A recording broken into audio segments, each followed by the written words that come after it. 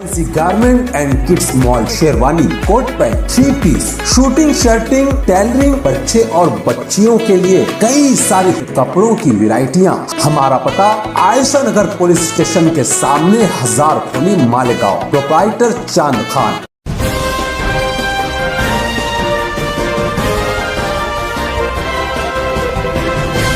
मानव समाचार, मानवता के हक में। बिस्मिल्लाहिर्रहमानिर्रहीम।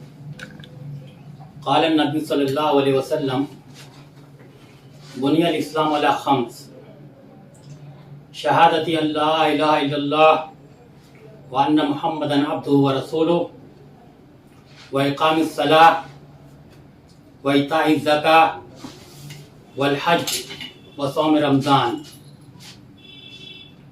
अल्लाह के रसूल सल्लल्लाहु अलैहि वसल्लम का इरशाद है कि इस्लाम की बुनियाद 5 चीज़ों पर है। एक ये कि अल्लाह ताला को एक मानना और अल्लाह ताला के साथ किसी को शरीक ना करना। दूसरा, रिसालत की गवाही, अल्लाह के रसूल मोहम्मद सल्लल्लाहु अलैहि वसल्लम अल्लाह के बंदे और रसूल हैं। नमाज को कायम करना, ज़कात अदा करना, हज करना, यानी मन इस्तता इलैहि सबीला, जो अल्लाह ताला के रास्ते की तरफ जाने का इरादा रखता है, ताकत रखता है हज करने का, तो उसके लिए हज फ़र्ज़ है। और आखिरी चीज़ जो है वो सौम रमज़ान, यानी रमज़ान मुबारक के रोज़ा रखना। आज रमज़ान मुबारक का महीना जो है वो जारी व सारी है। मैं इस मौके पर मानव समाचार टीम को मुबारकबादी पेश करना चाहता हूँ कि वो रमज़ान स्पेशल के ज़रिए से अवामुन्नास तक एक सही पैगाम, कुरान और हदीस का पैगाम, शरीयत का पैगाम लोगों तक पहुंचाना चाहती है, और जिसके ज़रिए से जो भी बंदगान खुदा शरीयत से लाइल्म है, शरीयत से उनको इतना ज़्यादा इल्म नहीं है, उसकी नुमाइंदगी के लिए ये एक अच्छा कदम है। मैं अभी आप लोगों के सामने बुखारी शरीफ की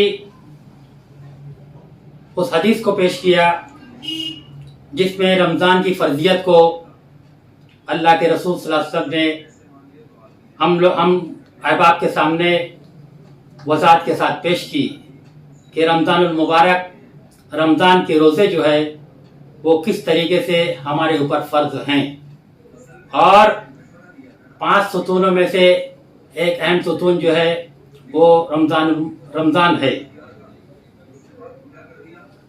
रमज़ान का रोज़ा रखना ये इंतहाई अहम सुतून है। रमज़ान की फ़र्जियत के बारे में खुद कुरान मजीद में इरशाद है, शहर रमज़ान अल्लज़ी उन्ज़िला फ़ीहिल क़ुरआन हुदल लिन्नास व बय्यिनातिन मिनल हुदा वल फ़ुरक़ान फ़मन शहिदा मिनकुमुश शहर फ़ल्यसुम। सूरह बकरा की ये आयत है जिसका तर्जुमा है कि रमज़ान वो महीना है जिसमें कुरान मजीद को उतारा गया, जो इंसानियत के लिए रहनुमाई है और जिसमें हिदायत और हक़ व बातिल में तमीज़ की निशानियाँ मौजूद हैं। लिहाजा जिसको भी ये महीना नसीब हो उसे चाहिए कि वो रमज़ान के रोज़े रखे। रमज़ान मुबारक, इसकी भी फजीलत के ताल्लुक़ से मैं आप लोगों के सामने बुखारी शरीफ की वो हदीस को भी वाज़ेह करना चाहता हूँ जिसमें अल्लाह के रसूल सल्लल्लाहु अलैहि वसल्लम ने फरमाया کہ من صام ایمانا و احتسابا غفر لہ ما تقدم من ذنبہ، یعنی جو شخص ایمان اور احتساب یعنی ثواب کی امید کے ساتھ رمضان المبارک کے روزے رکھتا ہے، بس اس کے سابقہ تمام گناہ معاف کر دیے جاتے ہیں۔ محترم حاضرین، آج حالات اتنے زیادہ خراب ہو چکے ہیں کہ ہم میں بہت سارے احباب جو ہے وہ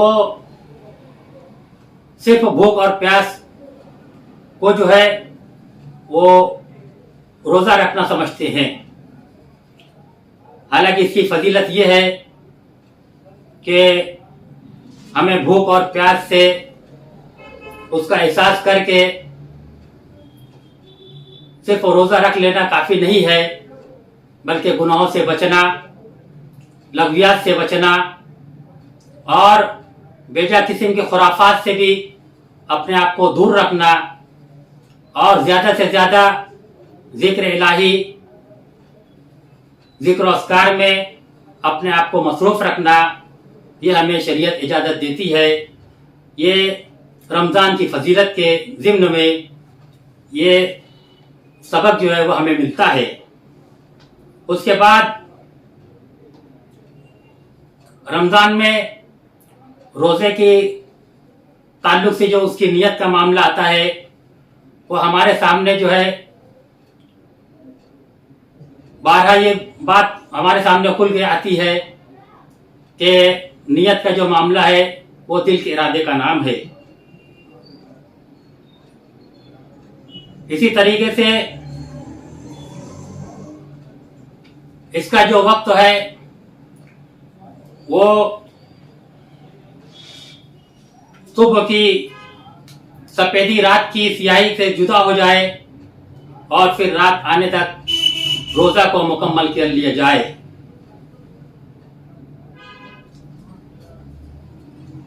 تھوڑا رمضان المبارک چونکہ نیکیوں کا مہینہ ہے، رمضان میں تلاوت قرآن مجید، دیگر ذکر و اذکار کے ساتھ ساتھ وہیں استقبال رمضان میں اس بات کو بھی اہمیت ہوتی ہے کہ قیام لیل کا اہتمام کیا جائے، یعنی تراویح کا زیادہ سے زیادہ اہتمام ہونا چاہیے۔ اور اس مہینے کو غنیمت جانتے ہوئے، چونکہ یہ رمضان المبارک کا مہینہ ایک ٹریننگ کا معاملہ ہے، ایک ٹریننگ کا مہینہ ہے،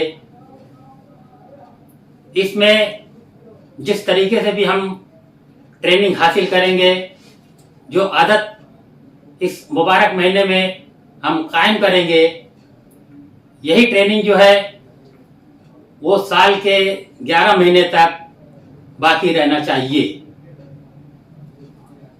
اس میں قیام لیل کا اہتمام، تراویح کے ساتھ ساتھ تہجد کا اہتمام، اس پر بھی زیادہ زور دیا گیا ہے۔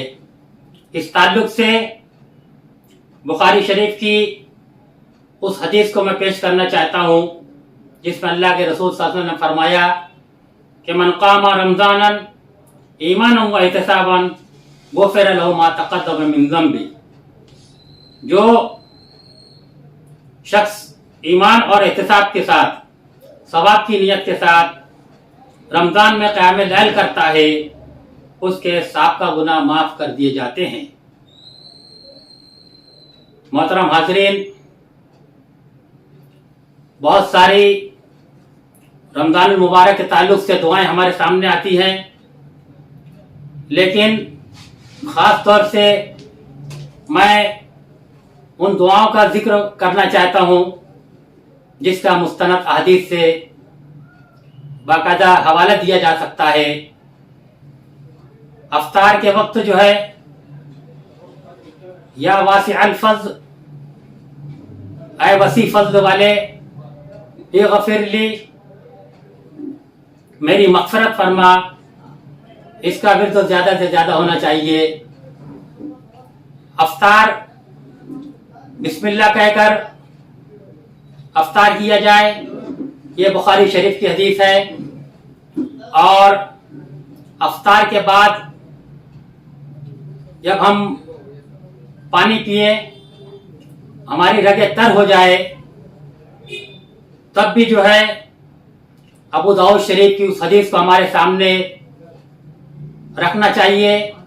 ہمیں خود بھی یاد کرنا چاہیے اور دوسرے لوگوں کو بھی اس کی ترغیب دینا چاہیے، جسے بہت کم لوگ جو ہے وہ اس کا اہتمام کرتے ہیں. اس پر زور دینا چاہیے. ابو داؤد شریف کی جو حدیث ہے وہ یہ ہے، ذهب الظمأ وابتلت العروق وثبت الاجر انشاءاللہ. یعنی پیاس بجھ گئی اور رگیں تر ہو گئی اور انشاءاللہ اس کا اجر مل کر رہے گا. اس کے بعد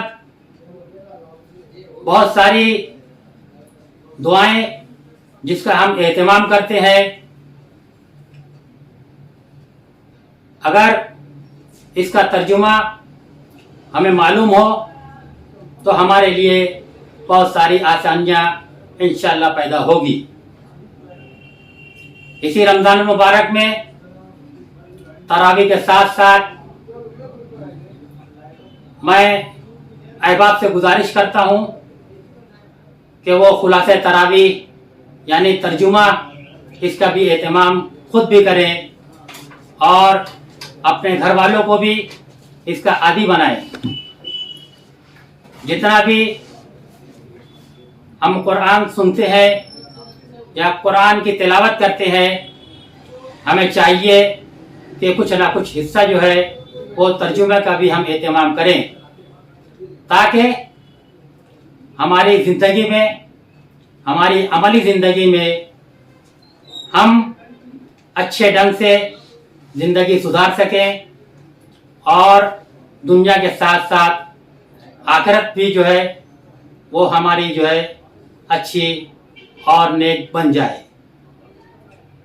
اللہ تعالیٰ سے دعا ہے اللہ تعالیٰ ہمیں قرآن مجید کو سمجھ کر پڑھنے اور اس پر عمل کرنے کی توفیق عطا فرمائے. اے اللہ، ہمارے ملک کے حالات کو، امت مسلمہ کے حالات کو اے اللہ نیک اور صالح بنا دے. اے اللہ، ہمیں ہماری عمر میں، ہمارے رزق میں خیر و برکت عطا فرما. ربنا تقبل منا انك انت السميع العليم وتب علينا انك انت التواب الرحيم. سبحان ربك رب العزة عما يصفون وسلام على المرسلين والحمد لله رب العالمين.